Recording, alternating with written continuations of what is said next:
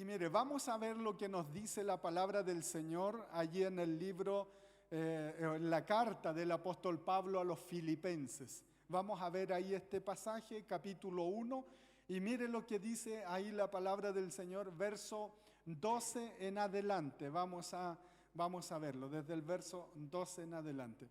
Dice, dice, que sepan, hermanos, que las cosas que me han sucedido han redundado más bien, dice, para el progreso del Evangelio, de tal manera que mis prisiones se han hecho patente en Cristo, en todo, dice, el pretorio y a todos los demás. Y la mayoría de los hermanos, cobrando ánimo en el Señor con mis prisiones, se atreven mucho más a hablar la palabra, dice, sin temor. Algunos a la verdad, dice, predican a Cristo por envidia y contienda, pero otros de buena voluntad. Los unos anuncian a Cristo, dice, por contención, no sinceramente, pensando añadir aflicción a mis prisiones, pero los otros por amor, sabiendo que estoy puesto, dice, para la defensa del Evangelio. ¿Qué pues? Dice, que no obstante, de todas maneras, o por pretexto, o por verdad, Cristo es anunciado y en esto me gozo y me gozaré aún, porque sé que por vuestras oraciones y la suministración del Espíritu de Jesucristo esto resultará en mi liberación, conforme dice a mi anhelo y esperanza, de que en nada seré avergonzado, antes bien, con toda confianza, como siempre, ahora también será magnificado Cristo en mi cuerpo, o por vida o por muerte. Mire lo que dice el verso 21. Porque para mí el vivir es Cristo y el morir, dice, es ganancia. Y mis amados, cuando yo estaba leyendo este pasaje y llego aquí a este versículo 21, inmediatamente es como que esa es la pregunta que el Señor me hace a mí y para ti.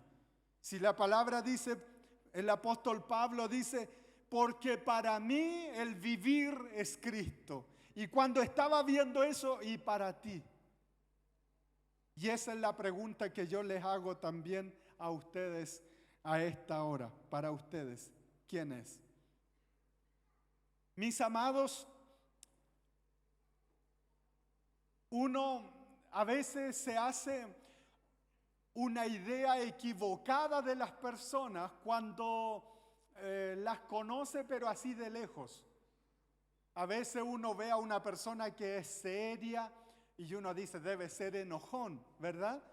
Pero hay una diferencia cuando se conoce de cerca a la persona. Porque cuando se conoce de cerca uno dice, era la cara de enojón nomás, porque al final es una persona que tiene un lindo corazón. ¿No le ha pasado a usted? ¿Sí? Entonces, uno se forma una apreciación de una manera más adecuada cuando uno conoce más de cerca a las personas. De igual manera, si uno se pone a mirar el espacio, uno ve las estrellas muy lejanas, pero hay una diferencia cuando uno toma un telescopio, ¿verdad? Uno toma un telescopio y comienza a mirar las estrellas. Y se hace una perspectiva mucho mejor acerca de ella que verla a simple vista. Entonces, cuando uno conoce las cosas más de cerca, tiene una mejor apreciación, lo observa de una manera totalmente diferente. Y de la misma manera, muchas veces nosotros adoptamos una idea o una imagen de igual manera disminuida de nuestro Señor Jesucristo. Pero la diferencia es conocerlo más cerca. Y la palabra del Señor, la Biblia, las Escrituras, hoy es nuestro telescopio por excelencia. porque por medio de ella podemos ver la manifestación de la grandeza de nuestro Dios, con la cual podemos establecer comunión por medio de nuestro bendito Señor Jesucristo y capacitado por el Espíritu Santo. Entonces, cuando leemos el libro de Hebreos que dice: acerquémonos pues confiadamente al trono de la gracia, damos toda la gloria a nuestro bendito Señor por Él dar su vida en la cruz del Calvario y tener este acceso. Y eso me muestra la palabra del Señor. Entonces, cuando yo conozco a Cristo, lo conozco mucho más, por medio de su palabra me voy a hacer una idea distinta de Él, que es lo que el Señor quiere lograr en nuestra vida. Y esto, mis amados, es lo que refleja especialmente este versículo 21, acá de este primer capítulo de la carta del apóstol Pablo a los Filipenses. Dice: porque para mí el vivir es Cristo y el morir, dice, es ganancia. Aquí manifiesta la vida de un hombre que aprendió a conocer a Cristo en una dimensión maravillosa y nos invita a nosotros también poderla alcanzar. Manifiesta y refleja el corazón de un hombre que no está aquí usando términos filosóficos de alguna manera para poderlo plasmar en una iglesia. No, mis amados, sino que él habla desde su experiencia. Él conoció a Cristo. Y eso es lo que habla. Este versículo 21, yo le aseguro, es el versículo más recordado en el círculo cristiano, pero a la vez también es el menos vivido. Porque muchas veces hablamos nosotros: para mí el vivir es Cristo, pero otra es vivirla. Esta es una afirmación personal. Esto, cuando alguien dice esto, es tener claro su propósito de vida y la razón por la cual se levanta todos los días. Cuando se dice: para mí el vivir es Cristo, es saber por qué estoy aquí en esta tierra, es saber por qué me levanto, es saber por qué voy a trabajar, es saber por qué voy a hacer las cosas que hago en el día a día. Es tenerlo claro de esa manera. Cada vez que glorificamos a Cristo con nuestra vida, mostramos nosotros confianza en cada circunstancia, descansando en su control soberano, confiando en su carácter bondadoso.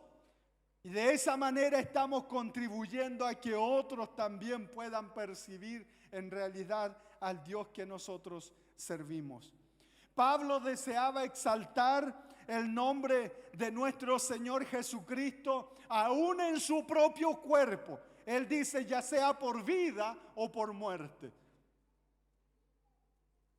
Alguien tal vez podrá preguntar: no entiendo, o puede decir: no entiendo por qué los creyentes sufren si la verdad son hijos de Dios.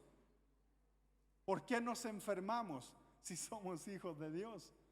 ¿Verdad? Muchas personas se pueden hacer estas preguntas. Mire, y hay un escritor, no sé si en algún momento pueda encontrarse con él, se llama Oswald Chambers. Él dijo lo siguiente.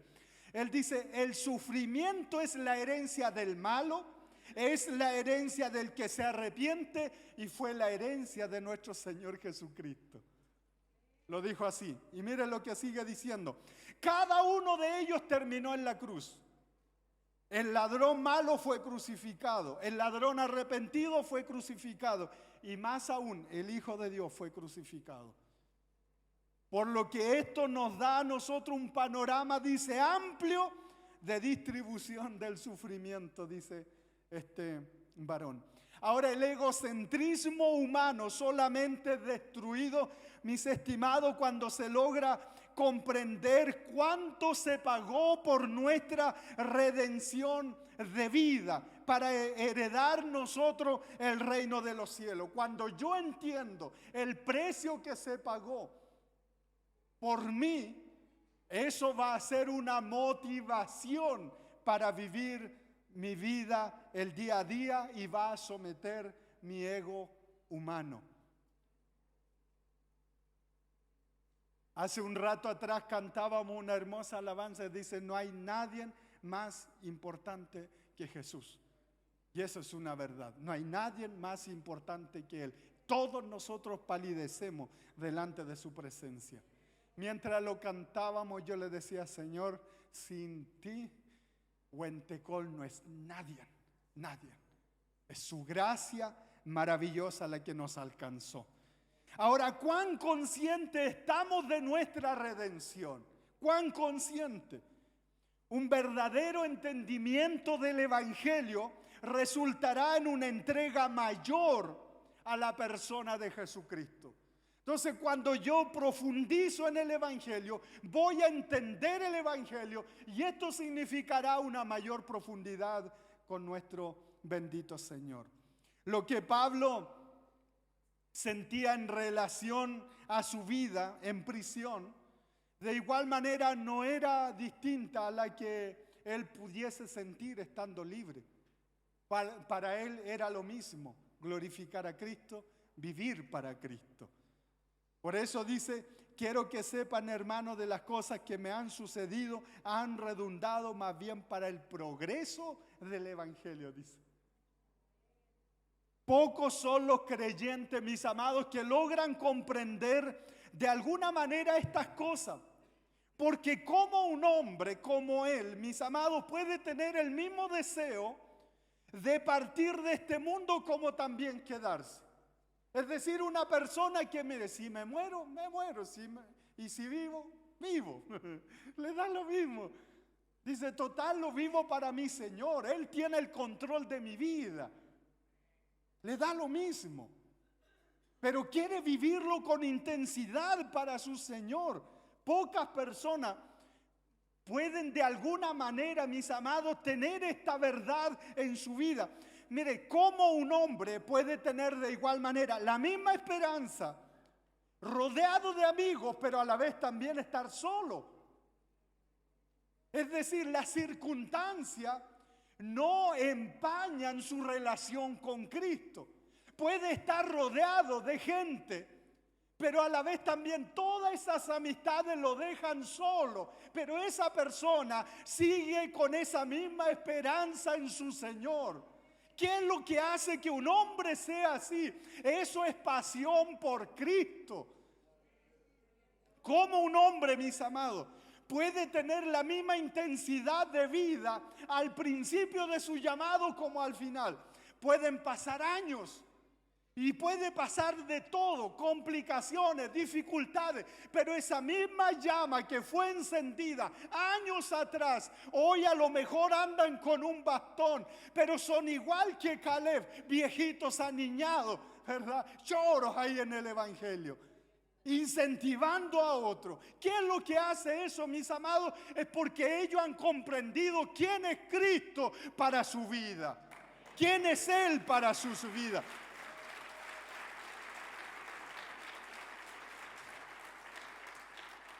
Entonces, si yo entiendo quién es Cristo para mí, va a provocar mi vida. Y probablemente yo pueda decir como el apóstol Pablo: para mí el vivir es Cristo. Oh, es tremendo esto. Yo sé que no voy a culminar este texto bíblico, pero mis amados, es tremendo lo que nos señala ahí la palabra del Señor. Entonces, para quienes no entienden esto, de por qué una persona permanece con el mismo fuego a pesar de todo, en medio de enfermedad, en medio de complicaciones familiares, en medio de problemas económicos, pero su mirada siempre está en Cristo. Para quienes no entienden, dice: ¿cómo un cristiano, cómo él le ha pasado de todo y sigue yendo a la iglesia? Entonces, este primer capítulo de Filipenses, el versículo 21, tiene la respuesta para quienes se hacen esa pregunta. Y uno le dice: lo que pasa es que para esa persona el vivir es Cristo. La gratitud por lo que Cristo ha hecho motiva, mis amados, nuestra manera de vivir. Me motiva. Oh, ese precio que Él pagó, mis amados. Hay una alabanza que cantamos, ¿verdad? Dice, cuán grande precio pagaste en una cruz, ¿verdad? Uno al saber el sacrificio por nosotros, mis amados, eso motiva mi manera de vivir. Por eso le digo al Señor, Señor, mientras tenga fuerza, yo quiero hablar de tu palabra, porque yo sé que van a venir los años donde ya no voy a tener la misma capacidad. Pero ahí pasamos la posta, ¿verdad? Mire, en el primer versículo, lo que dice Filipenses 1:1, dice el apóstol Pablo escribiendo, dice Pablo y Timoteo, mire, y usa la palabra siervo. Y esta palabra siervo quiere decir esclavo que no tiene voluntad ni derecho ni posesiones propias. Y él dice siervo de Jesucristo. En otras palabras, él está diciendo, mi voluntad le pertenece a Cristo, mis derechos le pertenecen a Cristo, mis posesiones le pertenecen a Cristo. ¿Podemos decir eso nosotros? Los siervos se contratan, pero los esclavos se poseen. Un esclavo no tiene voluntad propia, vive para su amo y su único motivo de vida es servir a su amo. ¿Será eso en nosotros? Y déjeme decirle que todas estas preguntas me las estaba haciendo. Pablo tenía claro que Dios no lo contrató, sino que lo compró y pagó un precio de sangre. Y no, mis amados, de cualquier cosa, sino del mismo, de su propio Hijo Jesucristo. Para Pablo, Cristo era el norte en su caminar, su brújula. Para él, Cristo era la motivación de su vida. Para el apóstol Pablo, Cristo era el deleite en su mente, era la esperanza en el tiempo presente. En medio de la circunstancia que estaba, Cristo era su esperanza. Para Pablo, Cristo era su seguridad en medio de la adversidad. Era su consuelo en medio del dolor. Era su fortaleza en medio de las dificultades. Era su compañía en medio de las prisiones y en la soledad. Cristo era la aspiración de su vida. En este pasaje, como dije anteriormente, el apóstol Pablo no está teorizando, sino que es, ni tampoco, mis amados, poder uno decir que es una declaración subjetiva, romántica o filosófica. Él señala algo que había estado viviendo desde aquel día cuando él se le apareció camino a la ciudad de Damasco. Ese día su vida fue cambiada y transformada. En los momentos en que la verdad de la palabra de Dios está siendo comprometida, el apóstol Pablo define con claridad sus convicciones.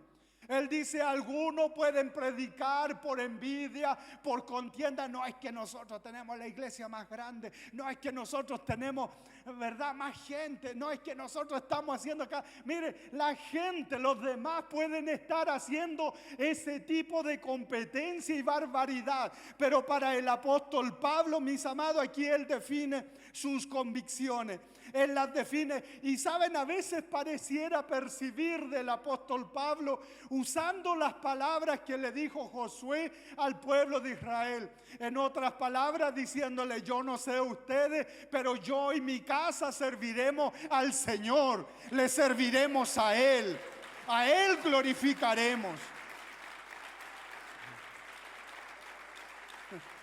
Si quieren ustedes contender, allá ustedes, pero serviremos al Señor. Haremos las cosas a la manera de Dios. ¿Qué quiso decir Pablo al señalar, para mí el vivir es Cristo? ¿Qué es lo que quiso él decir con esto? ¿Saben? Él lo que quiso decir con esto, que Cristo era la base y fundamento de todo lo que él hacía con su vida. Cristo era la base de su vida. Él estaba diciendo que Cristo era, ¿verdad?, ese eje donde giraba absolutamente toda su vida. Que Cristo era el propósito de su vida, la dirección de su vida y la misión de su vida. Cristo lo era todo para él. Por eso dice, para mí el vivir es Cristo. Él está diciendo que el significado y la meta de su vida era Cristo. Cuando el Señor Jesucristo interceptó la vida de este hombre, sus ideas, sus proyectos, sus propósitos, sus planes, mis amados, de igual manera fueron interceptados, fueron cambiados y transformados para siempre. Y desde ese momento pasó a vivir una vida empoderada por Cristo, transformada por Cristo, dirigida por Cristo y consagrada a Cristo. ¿Quién dirige nuestras vidas? ¿Quién es la razón de nuestras vidas? ¿Podemos decir como el apóstol Pablo, para mí el vivir es Cristo? Él no vivía preocupado por aquellas cosas que le preocupan a la mayoría de los creyentes hoy en día. Esta forma de pensar, el decir para mí el vivir es Cristo y que sea mi estilo de vida, mis amados, esta realidad me lleva a mí a poder vivir una vida consagrada para el Señor, consagrada para Él. Las persecuciones, las injurias, los insultos, las prisiones, ni siquiera la escasez. Él dice, sé vivir en abundancia, como también sé vivir en escasez. Ninguna de estas cosas pudieron cambiar el corazón agradecido de este hombre. Su vida era gratitud al Señor. Si Pablo dice, para mí el vivir es Cristo, implica que antes él no estaba viviendo. De igual manera implica que él no tenía razón de vida. Si él dice, para mí el vivir es Cristo, quiere decir de igual manera que su mente estaba llena de tinieblas, estaba confundido, no sabía qué hacer con su vida. ¿Qué es nuestra vida sin Cristo aquí en esta tierra? Pregunto. ¿Qué es nuestra vida?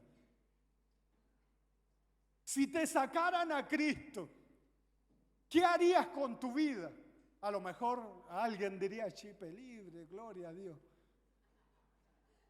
O tal vez otros dirían, si me sacan a Cristo, ya no tengo razón de vivir. Y para el apóstol Pablo, eso significaba Cristo. Era su razón de vida.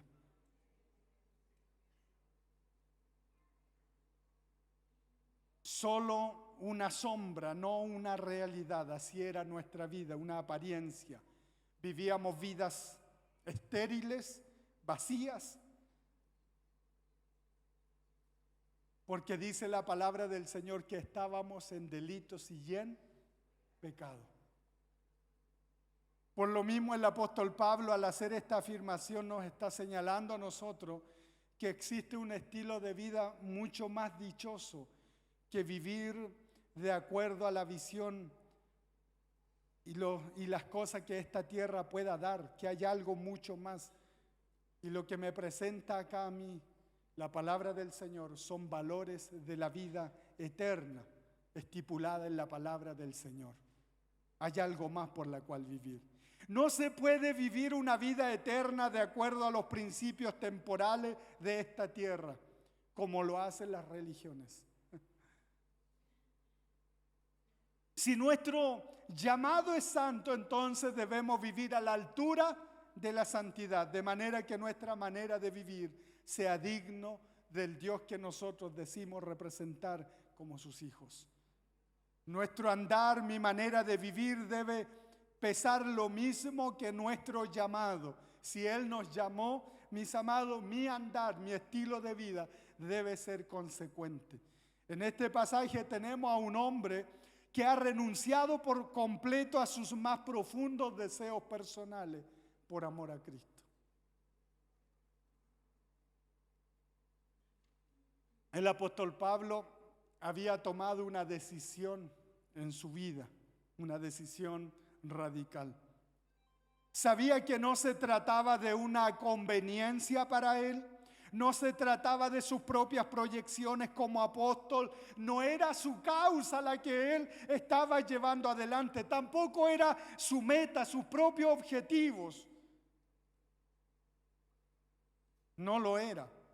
No era aquello que le pusiese fin a sus sufrimientos, sino, dice él, para que abunde el crecimiento de Cristo en los demás.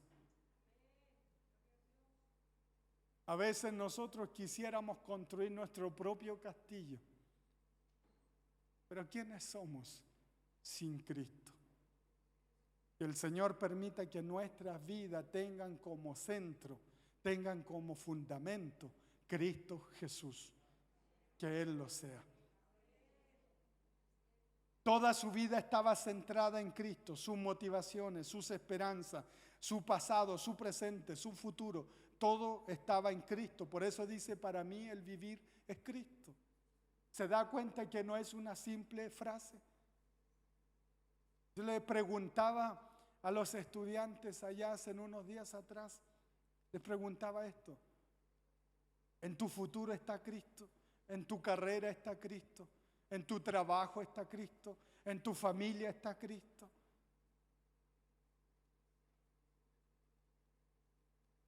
Aquí él no presenta una queja en este pasaje. Él entendía que su vida y lo que experimentara era un plan orquestado por el Señor soberano para su crecimiento y madurez como cristiano.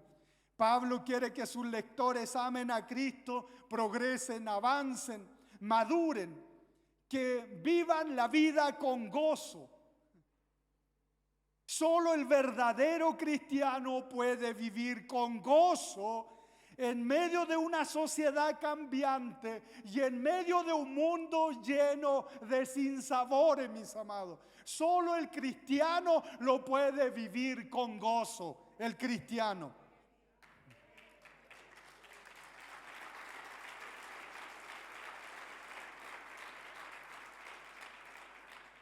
¿Vivimos de esa manera? ¿Ese es nuestro estilo de vida? En medio de la adversidad le decimos, Señor, mi vida depende de ti. Hace un rato atrás una hermana que le diagnosticaron cáncer. Ella dice, este cáncer, me dijo, este cáncer no me va a quitar la vida. Mi vida le pertenece a mi Señor. ¡Wow! ¡Qué convicción en las personas, mis amados! ¡Qué convicción! ¡Qué seguridad en el Señor! Muchos han sabido dar su vida por una nación, por una ideología. Sin embargo, mis amados, muchos cristianos se resisten a dar su vida por aquel que los redimió con su sangre. Les gusta más la vida cómoda que tienen, les gusta más la realidad que tienen. No les gusta que los saquen de la comodidad que han vivido toda su vida. Pero déjeme decirle, mis amados, la palabra nos invita, nos confronta, nos desafía y nos hace la pregunta a nosotros, ¿quién es la razón de nuestra vida? Ese día yo recuerdo cuando estaba entre la espada y la pared y leía este pasaje. Para mí el vivir es Cristo. Y empecé a ver que este pasaje se empezaba a elevar sobre mí. Yo decía, oh, es tremendo. Cuando comienzo a ver mi vida, mi realidad, cómo están mis metas, mis propósitos, es Cristo, es el primero en mi vida. ¿Qué es lo que hago? Me pregunté a mí mismo. mismo como pastor. ¿Qué es lo que estoy haciendo? Quiero que la gente me conozca, me vea. Quiero hacerme un nombre y que digan, wow, ahí va Huentecol. O quiero que Cristo Jesús sea levantado en mi vida y en mi realidad. ¿Qué es lo que hago con mi vida? ¿Qué es lo que estoy haciendo con ella? Hoy día es Cristo el que tiene que ser levantado. Oh, ¿quiénes somos nosotros como hombres? ¿Quiénes somos nosotros?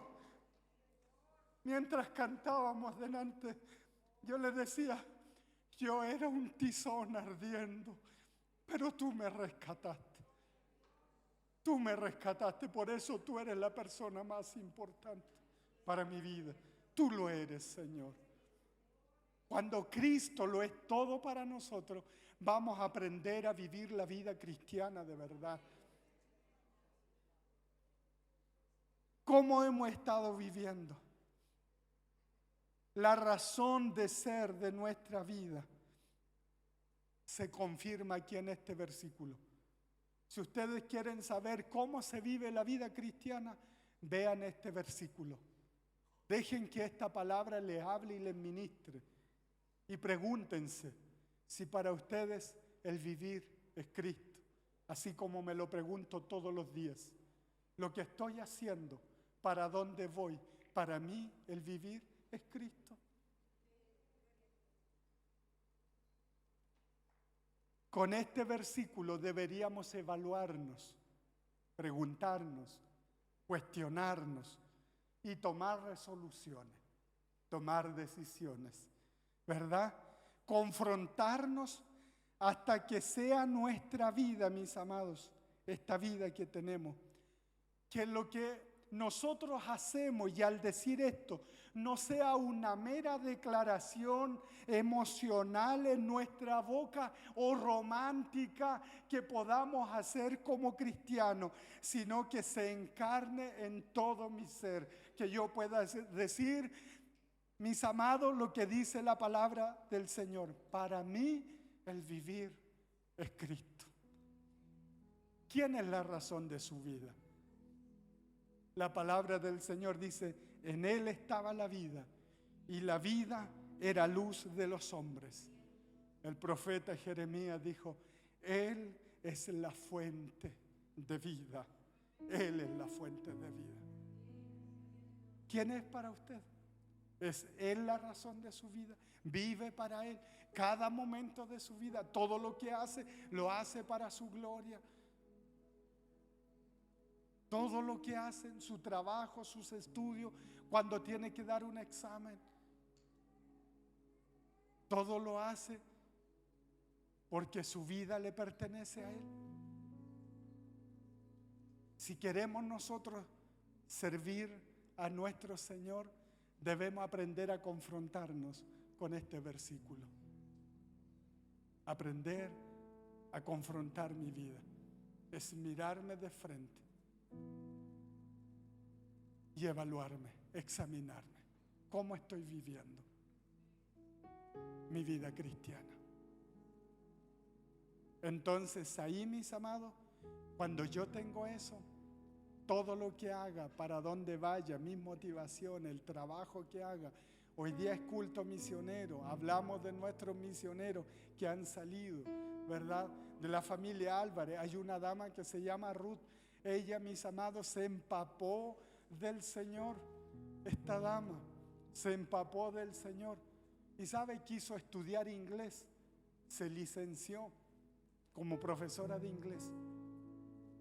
Y ella se fue para Tailandia a enseñar inglés, pero también a hacer un trabajo misionero. Y hay otros, mis amados, que ocultos en otros países predican la palabra. Y uno le pregunta, ¿cuál es tu motivación? Lo que pasa es que Cristo es mi todo. Él es la razón de mi vida. ¿Lo es para usted? ¿Por qué no cierra sus ojos un momento ahí? Quisiera que se hiciera la pregunta. Y esta misma presencia del Señor que me confrontó aquella mañana, esa misma presencia del Señor, quisiera que lo confrontara usted también.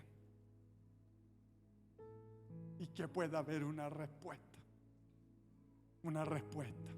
de cada uno de nosotros. Maravilloso Señor, venimos delante de tu presencia, reconociendo, Señor, nuestras limitaciones. Y tal vez, Señor, podemos, al igual cuando tú confrontaste a Pedro y le dijiste, ¿me amas? Y tal vez nosotros podemos responder de la misma manera, Señor, solo tú lo sabes. Solo tú lo sabes, Señor. Mas hoy, Señor, entendemos, Señor, que nuestras vidas te pertenecen, es tuya. Y hasta donde tú nos permitas vivir, Señor, ayúdanos a honrarte. Hasta donde tú nos permitas llegar, queremos vivirlo para ti. Señor, que no se apague esa llama en nuestro corazón. Esa llama que tú encendiste hace años atrás en nuestra vida, Señor. Que esa llama no se apague de nuestras vidas. Ayúdanos a vivir para ti cada momento. Ayúdanos a honrarte. Señor, sácanos tal vez de la comodidad donde nos encontramos. Ayúdanos a confrontarnos por medio de tu palabra. Y qué maravilloso saber que tenemos tu Santo Espíritu que nos capacita, Señor. Nos ayuda a mirarnos y podemos encontrar tu fortaleza para hacerlo. Gracias, Señor. Y queremos que cada día seas tú la razón, la motivación de todo lo que podamos hacer como iglesia, como cristianos. Señor, como responsable con nuestras familias, con nuestros seres queridos. Ayúdanos a vivir para tu gloria cada momento de nuestras vidas. Maravilloso Espíritu Santo. Llena nuestras vidas, llena nuestras realidades y permítenos, Señor, vivir como tú quieres que vivamos.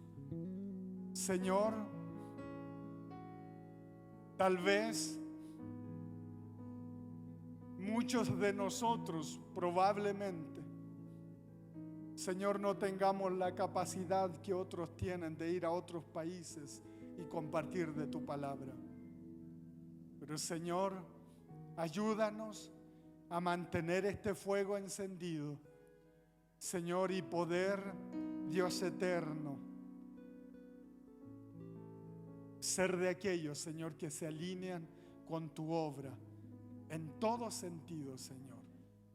Yo te pido que sea tu gracia, tu favor, obrando en la vida de cada uno de mis hermanos.